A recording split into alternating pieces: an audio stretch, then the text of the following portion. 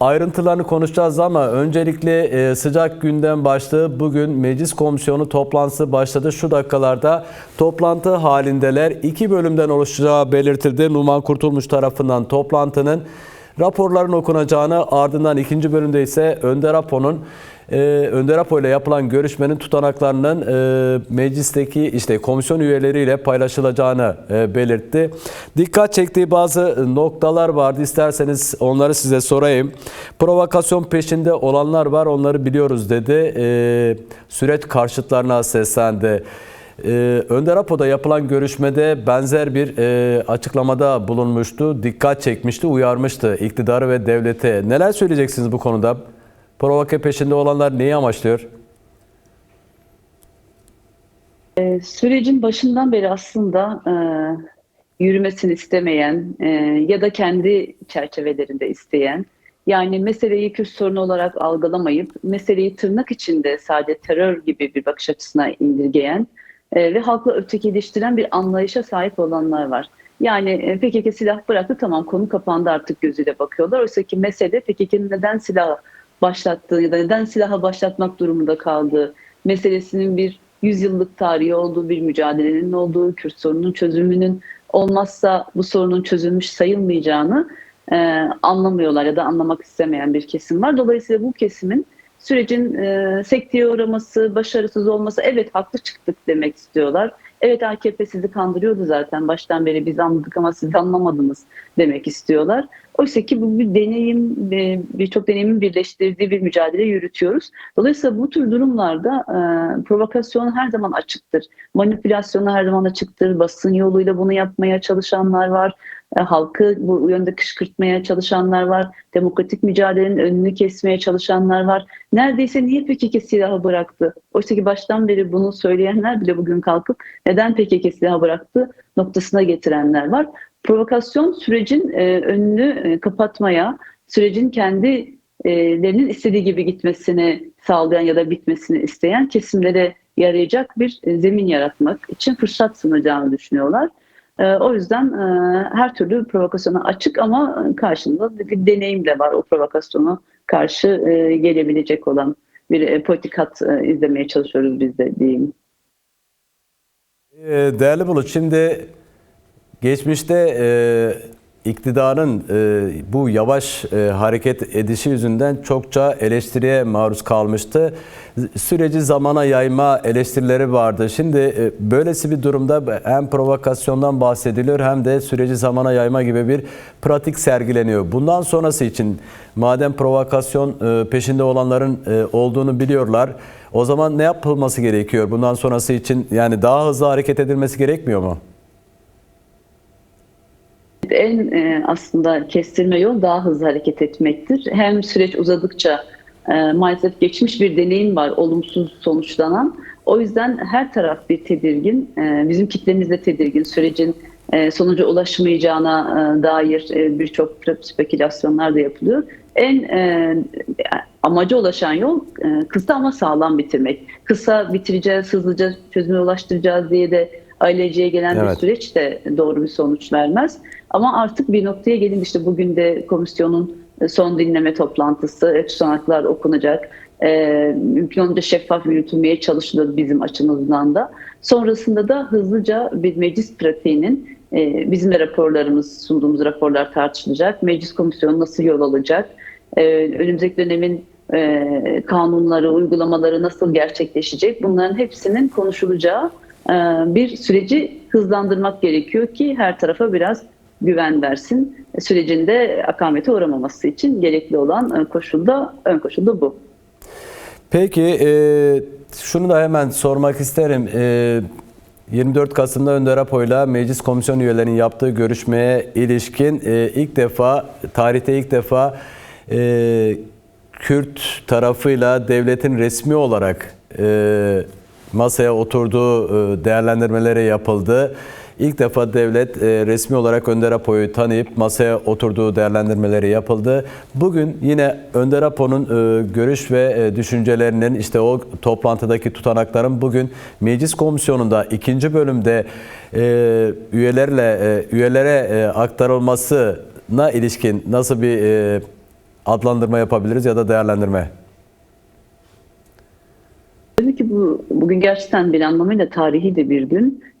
Meclis Komisyonu'nun en önemli aşamalarından birisi ve sürecin aslında meşruiyet kazanması, Sayın Öcalan'ın dinlenmesiyle de çok büyük doğru orantılıydı.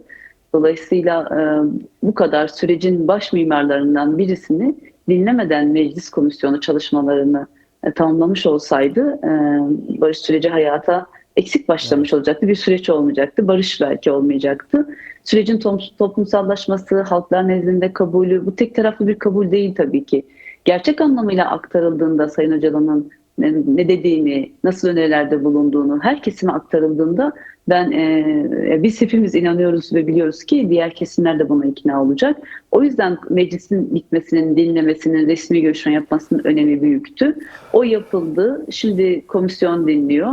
Sonra da komisyonun onun üzerine görüşleri yani başka bir karar çıkmazsa belki görüşlerini de dinleyebileceğiz. Ama en azından bizim açımızdan oldukça şeffaf yürütmeye çalıştığımız için biz görüşlerimizi ve meclis komisyonu üyemizin de orada yapılan görüşmeler aktarımında oldu. O yüzden kitlede aslında halk da ilgili takip etti. Eminim karşı çıkanlar da ilgili takip etmiştir. Sayın Öcalan ne dedi İmralı Adası'nda, nasıl bir mesaj verdi, nasıl öneriler sundu? Bu merak konusuydu. Bunun toplumsallaşmanın yolu komisyonun tüm kesimlerinin dahiliyetiyle kendi kitlelerinde anlatılmasıyla geçiyor. Çok gerçekten tarihi bir fırsat. Hem Kürt sorunu hem Türkiye'nin demokratikleşmesiyle ilgili önümüze büyük bir fırsat sunuyor. İyi değerlendirmek gerekiyor. Peki değerli Bulut, son olarak kısaca şunu da cevaplamanızı isteyeceğim. Çünkü çok önemli ki bugünkü yaşananlarla çok da bağlantılı. İmralı Adası'na Önder Apo ile görüşmeye biliyorsunuz CHP üye göndermedi. Bugün Önder Apo'nun İmralı'da yapılan görüşmenin tutanakları tüm meclis komisyon üyeleriyle paylaşılacak. CHP'nin buradaki tutumu çok önemli. Çünkü Özgür Özel biz evet İmralı'ya üye göndermedik ama komisyonda çalışmalarımıza devam edeceğiz dedi. CHP bu nasıl bir adım atması gerekiyor? Özellikle şu dakikalarda.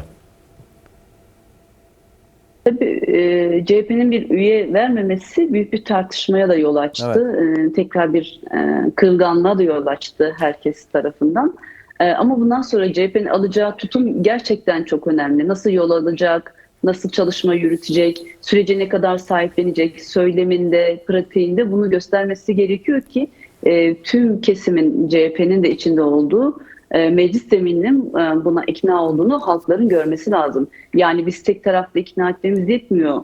CHP'nin iknası tüm başka diğer kesimler de bakıyorlar CHP'ye ve Sayın Öcalan da İmralı Adası'nda 24 Kasım'da yapılan görüşmede CHP'nin önemini vurgulayıp aslında en baştan beri vurguladığı gibi tekrar vurgulayıp sürece dahiliyeti ve katılımının ne kadar önemli olduğunu altını bir kez daha çizmiş oldu. CHP'de buna yönelik bir siyaset yürüteceğini düşünüyoruz. Türkiye'nin demokratikleşmesi onlar açısından da önemli olduklarını her fırsatta belirttikleri için bu konuda katkıları sunup kendi kitlelerini ve karşıda onların ne diyeceğine bakan kitleyi de ikna etmesi gerekiyor. Peki şimdi gelelim MHK toplantınıza. Siz de MHK üyesisiniz. DEM Parti süreç gündemiyle MYK'sını topladı ve bir sonuç bildirgesi de açıkladı. Bir yol haritası var. Onu sizden dinlemek isteriz. Süreç bağlamında DEM Parti'yi bundan sonra nasıl göreceğiz?